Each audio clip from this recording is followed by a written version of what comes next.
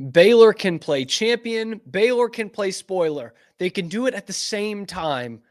Let's tell you just how bonkers this final Saturday of the Big 12 season is going to be when we get Locked On Baylor.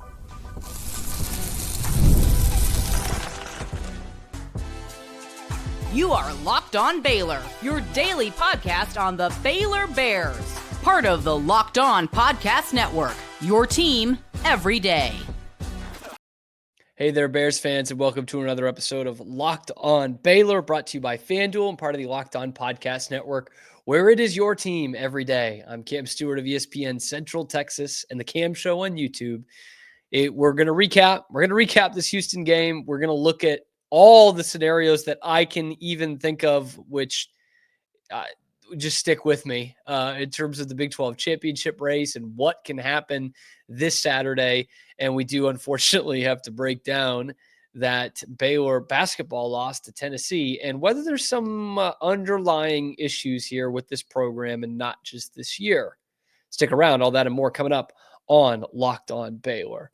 So we will do the Big 12 scenarios and who can get in and what needs to happen for Baylor to get to Arlington. It's a lot, but it's maybe not as crazy as you think. That's coming up in the second segment.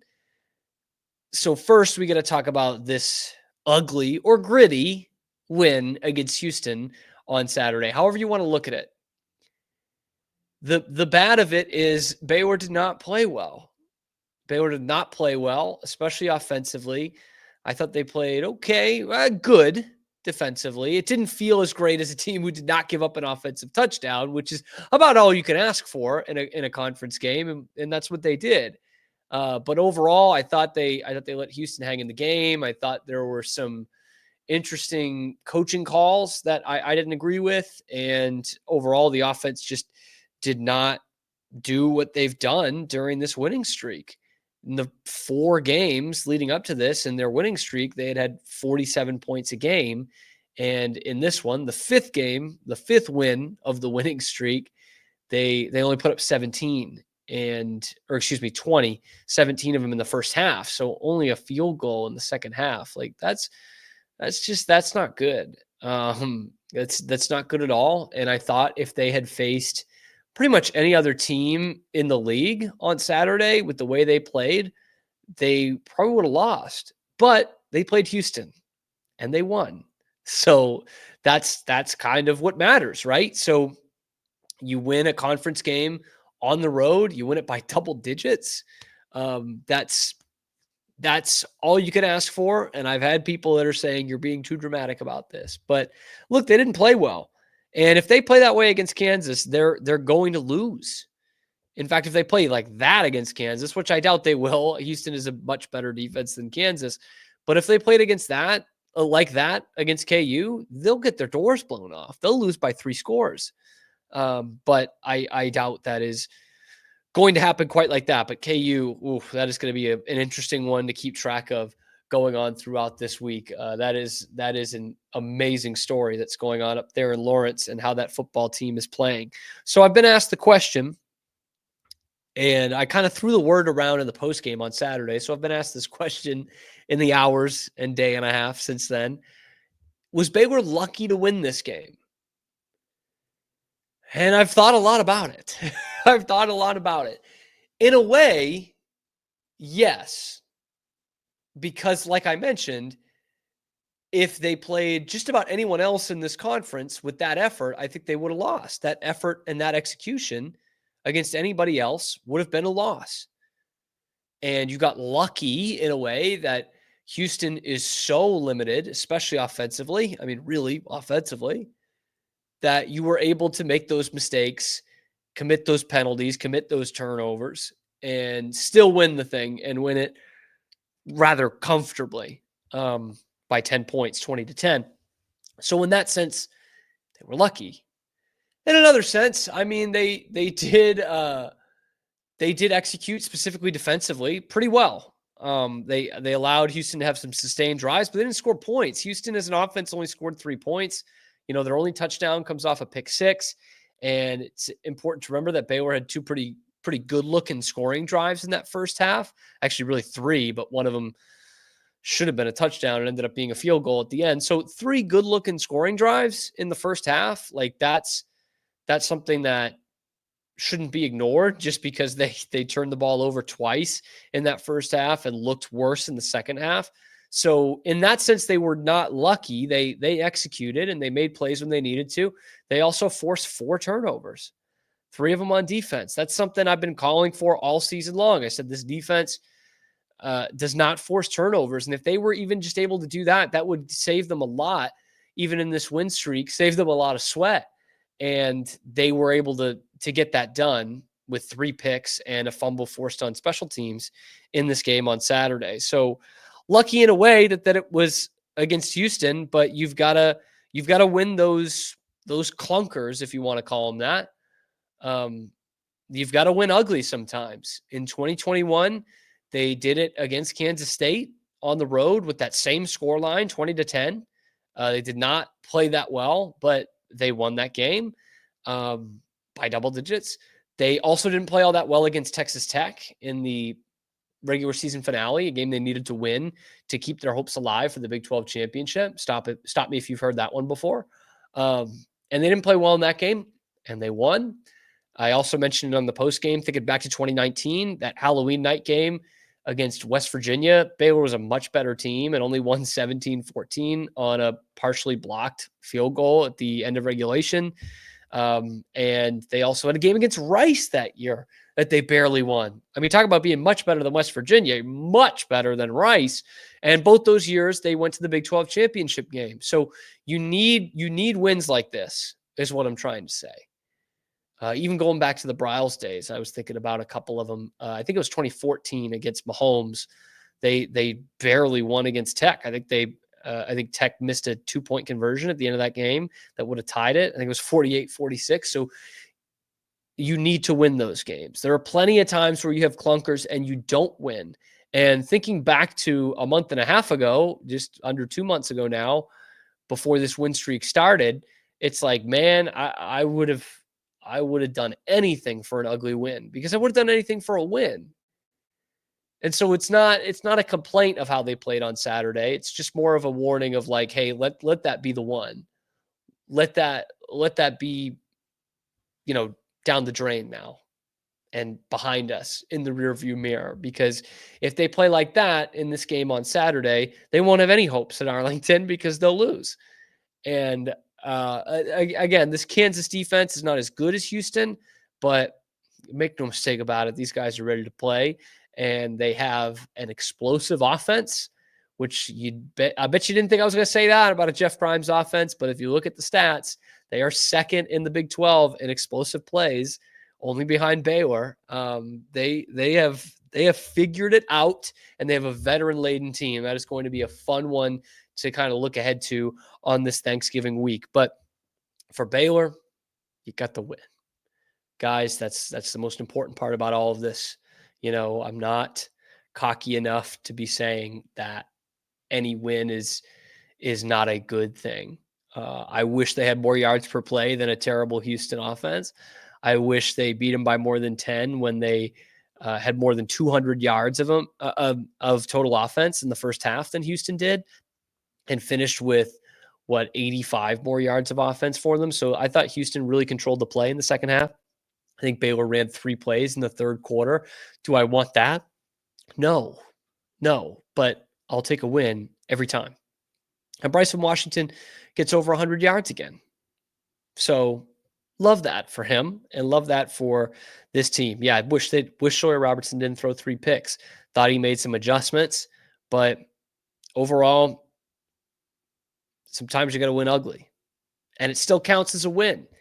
And Baylor needed that because everything else went right for them on this Saturday. You guys said I was crazy for saying that with 2 weeks left, they had a chance to go to Arlington, and then bang, everything pops their way in week 1. What is going to need to happen this weekend for your Baylor Bears to get back to AT&T Stadium and the Big 12 championship? I'm telling you guys, it's not as crazy as you think. That's coming up next on Locked on Baylor. But first, FanDuel. America's #1 sportsbook. But wait, there's more. Right now, new customers can bet $5 and get $150 in bonus bets if you win. The FanDuel Sportsbook app gives you everything you need to place live bets on the NFL, anything else you want to, all in one place. So when you get a hunch in the middle of the game and you want the whole story, you can check out the latest stats. You can view live play-by-play and get all the data you need on the same page where you place your bets. Just visit FanDuel.com to join today. You're going to get started with $150 in bonus bets if you win your first $5 bet. That's FanDuel.com. Never waste a hunch and make every moment more with FanDuel, an official sportsbook partner of the NFL. Boy, this Big 12, it's bonkers. It is absolutely nuts. Pure chaos is probably going to ensue this Saturday. This is the Locked On Baylor podcast. We're going to tell you how Baylor could get there. If you like the video, be sure to like and subscribe. Might seem simple, but most of you that watch these videos are not subscribed. So it helps out the channel a lot if you hit that like button and hit that subscribe button as well. We're trying to get it to 4,000. We are on the road.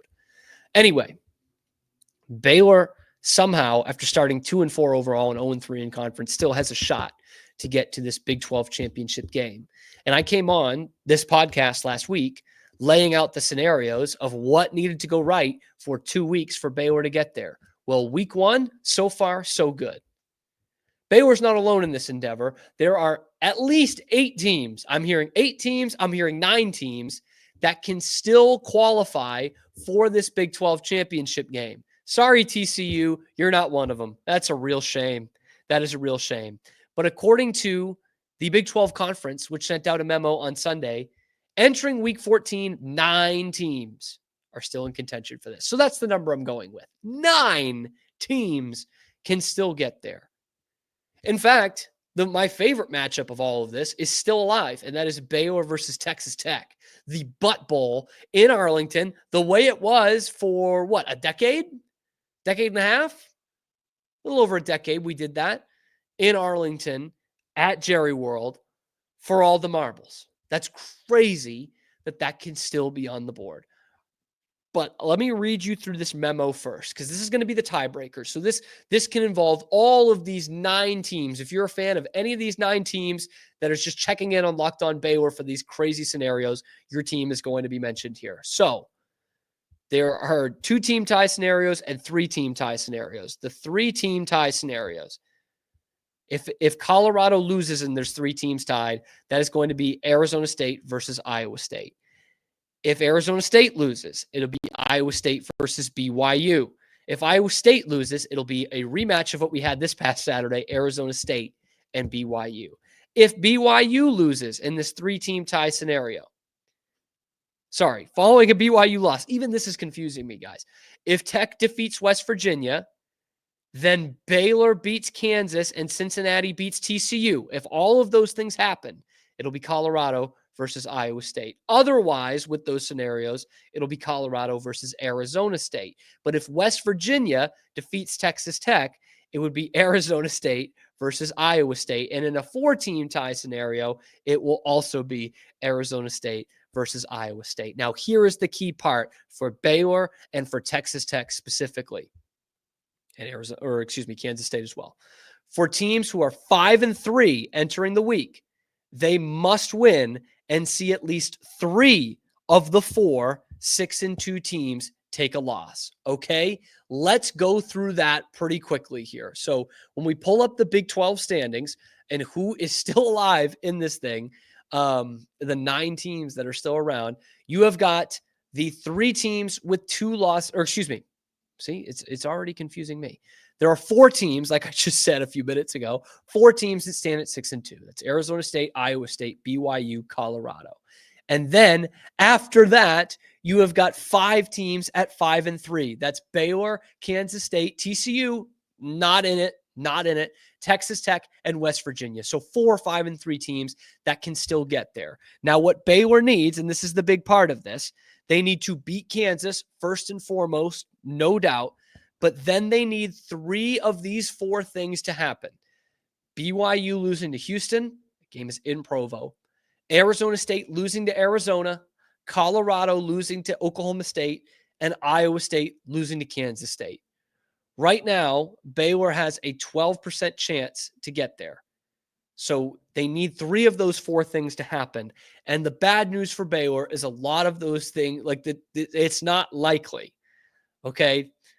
Kansas State could well beat Iowa State. That is possible. And they're playing for a chance to get to Arlington as well, and a chance to keep Iowa State from that 10-win plateau that they have never reached and keep them out of the conference championship game. So all kinds of scenarios in that Farmageddon thing.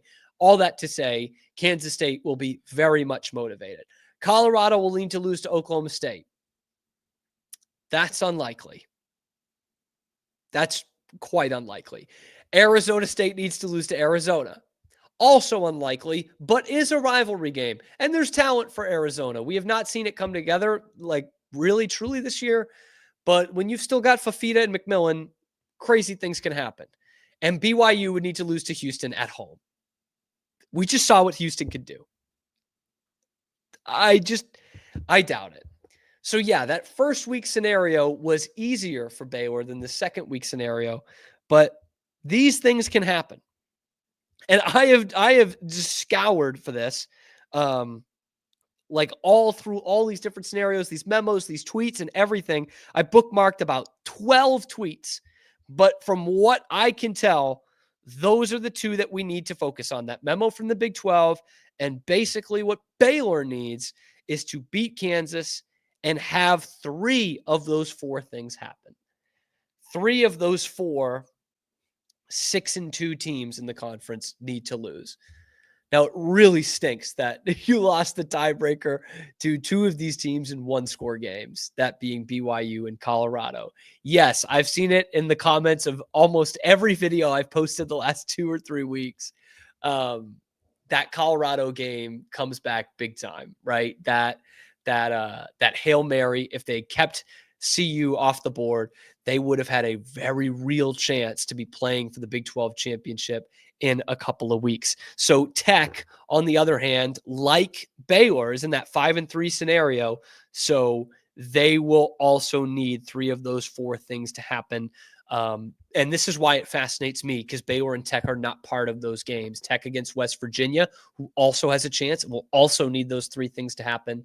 And Baylor, obviously, against Kansas, which is weirdly somehow still a part of this as well, because there are 9 teams that are still up for grabs for it. And one of them's not TCU, which is a 5-3 team. So Kansas at 4-4, I guess, I don't know what their scenario is, but they can still get there. I don't know. I didn't have time to look at all of these guys, but Baylor and Tech will both need the same things to happen. And that's what fascinates me. They're not playing each other. They're not playing any of those 6-2 teams. So they are in the same boat in terms of winning and scoreboard watching. You can add West Virginia to that as well. Those teams are winning and scoreboard watching. And so this chaos can completely play out. And there is still a small chance that we can get the Butt Bowl in Arlington for the Big 12 championship. Crazier things have happened. It's a crazy scenario.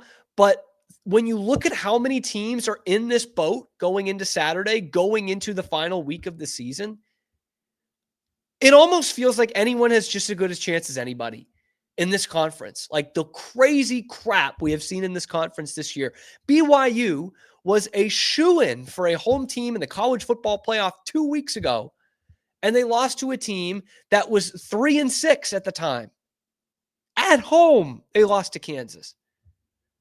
Now, Houston has nothing to play for, but they do have a ton of pride from what we saw in this game against Baylor on Saturday, right? They've got a new head coach in there who is getting them to play real motivated football, right? They know BYU, all the pressure's on BYU, and they could go in there and potentially knock them out of the playoff hunt. That's the other great thing about these teams that are battling for at that 5-3 is they can play spoiler for potentially 3 teams in the college football playoff. Maybe even all 4. Like realistically right now, Colorado, BYU, Iowa State, and Arizona State all have a real chance at the college football playoff. It's not looking as good as it was 2 weeks ago, but Arizona, Iowa State, BYU, they sit at 10-2 and they're the conference champs. They're probably sneaking in. Baylor and West Virginia and Tech and Kansas can all muddy those waters. God, I love this conference. And I'm not one of those people that's like, oh, like the A&M are like SEC, because we suck at everything, so we want the conference to be good. I'm not like that. I like the Big 12, but I wouldn't mind seeing this chaos stuff happening, even if it means we sacrifice a team from the 12-team playoff, which would be, embarrassing in a way and wouldn't give you much of a leg to stand on. But that committee and ESPN, they're trying to keep you out anyway. They're looking for any excuse to keep you out of the playoff. So let's get some chaos going here. This is what this conference is all about. Let's get some real, actual final day chaos. And let's get a Baylor Texas Tech matchup in Arlington, or a Baylor Colorado matchup in Arlington, or a Baylor BYU or Baylor Iowa State. I don't know how likely that is to happen, but it's all likely to happen. It can all happen. Let's get Baylor Arlington on December 7th. Boy, we can have some real chaos in this conference, and I am totally here for it. Let me know what you think, guys. Who do you think is going to make this? What is the most likely scenario? What is the most fun scenario? And who is going to be going to Arlington? I want your predictions. Drop that down in the comments below. Whew. This is going to be a ton of fun. Baylor basketball, not a ton of fun right now. All of a sudden, let's post-mortem that and whether there's some deeper lying issues with this program coming up next on Locked On Baylor. But first, how about Game Time? If you are looking to go to the Big 12 championship game to support your Baylor Bears and see them win it for the fourth time in a little over a decade, you're going to want to go to Game Time to get your tickets. The only place I go to buy tickets. Why, you might ask? Well, I like not being lied to. I like the all-in pricing tool on the app and on their website. So when I toggle that all-in pricing tool in my Game Time app, I'm going to see the price I'm actually going to pay for the tickets, the all-in pricing, no hidden fees there. Plus, I can see my views from the seats before I hit purchase. You don't get that at every place, which seems crazy, but that's why Game Time is the best in the business. And it's backed by the lowest price guarantee, where Game Time is going to credit you 110% of the difference. And that purchase is covered with the most flexible customer service policy in the ticketing industry. So take the guesswork out of buying tickets with Game Time picks. Download the Game Time app, create an account, use the code LOCKEDONCollege for $20 off your first purchase. Terms do apply. Again, create an account, redeem the code LOCKEDON, COLLEGE for $20 off. Download Game Time today. What time is it? Game time. Well, the Baylor Bears did not get the memo that it was game time Friday night when they took on the Tennessee Vols in the Bahamas and were swiftly kicked in the place you don't want to be kicked. This thing was over early, and you knew that they were not going to have the legs to come back the way they did against St. John's. But as bad as that St. John's game was in the first half, this one was even worse. Like, I was watching and I was like, I can't believe this. Are they going to be down 30 points in the first half? Like, that almost isn't possible time-wise. But they were down at least 26. I think it got to 28 at one point. Like, they just got flat out like kicked in the rear end. Like, they got their butts kicked by Rick Barnes' Tennessee team. And Chaz Lanier, good player, goes 7 of 10 from three. 5 of those 3-pointers came before the first media timeout in the game. How does that happen? And all I could think about was that video of Scott Drew after the win against St. John's. He's like, I'm proud of you guys. I love you guys.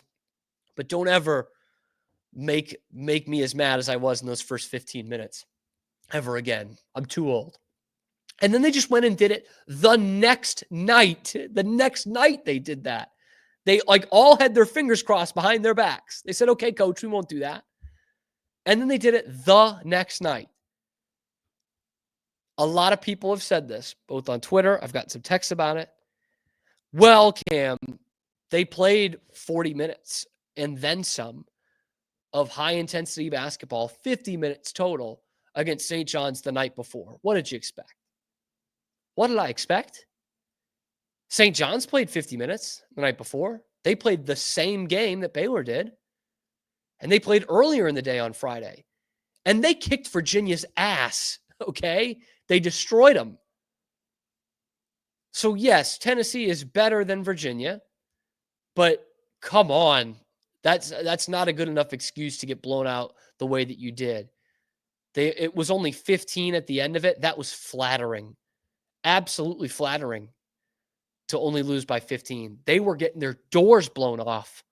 I don't think they got it to under 19. I think they got it to 19 at one point, and they didn't get it back to 19 again until like the last 3 minutes of the game. So that was a fluke 15-point loss. That was really a 20 to 25-point loss, the way they were playing throughout that game.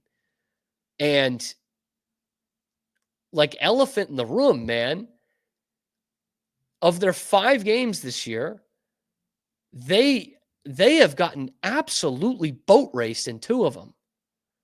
Both top 25 matchups, but you're supposed to be a top 10, top 15 team. So I don't know about you guys, that's not a good enough excuse for me that they're top 25 games. Then what are you? Then what is the standard for you, if not to win those games? Because this is, and I get this a lot with Baylor fans with basketball these days, that everything is all rosy all the time. Like, no, it's okay to be pissed and have cause for concern after they have just gotten absolutely blown out in 2 of these games. And one of the other games, one of the other ranked matchups, you had to have an 18-point comeback and double overtime to win it. Like you were getting boat raced in that game too. Of those 3 ranked matchups, not including the Arkansas game, you won that game. Congrats. That was a great performance. But in those other 3 games against top 25 teams, like you got absolutely worked for 5 of those 6 halves that you played in regulation. Like destroyed, ran off the court, didn't show up. That can't be a theme here. Because you know who you're going to be playing in the Big 12? Top 25 teams. And you're going to be playing them in their building, not at a neutral site, not in a hotel ballroom. So you got to get used to this. And I have not been impressed with the way they've played in these top 25 games. And it's been both ends of the floor. There's some bad habits here. Not moving the ball. Norchad feels like the only guy that can rebound at times. And when he's not completely on his game, they're getting worked. And it was not good enough all the way around. Jaden Nunn did not have a good game on Friday, who I've told you needs to be one of, if not their leading scorers this year, one of their leading scorers, if not their leading scorer. He did not shoot the ball well at all in these 2 games. He was 1 for 7 with only 3 points in this game against Tennessee. I'm sorry. I need more than that.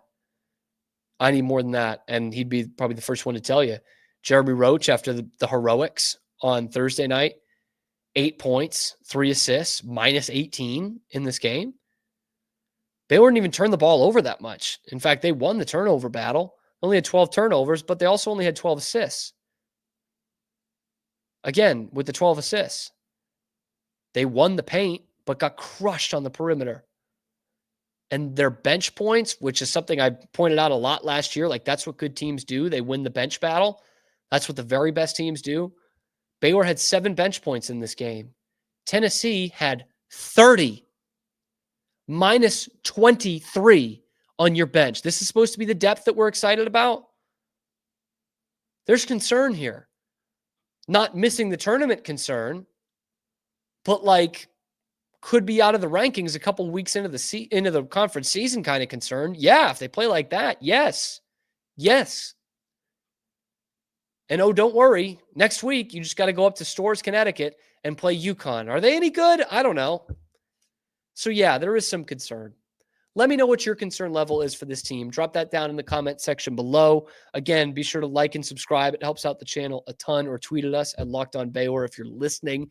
But we are coming at you every weekday except Thursday this week. There is a holiday this week. We will be taking that holiday off if it's okay with you guys. But yeah, be sure to like and subscribe. Leave a comment about what's going to happen on Saturday, what you're taking away from this Baylor Houston game that's positive or negative. Drop that down in the comments below or tweet it at us at Locked On Baylor. And we will see you tomorrow. Thanks for making it your first listen today and every day on your favorite show, Locked On Baylor.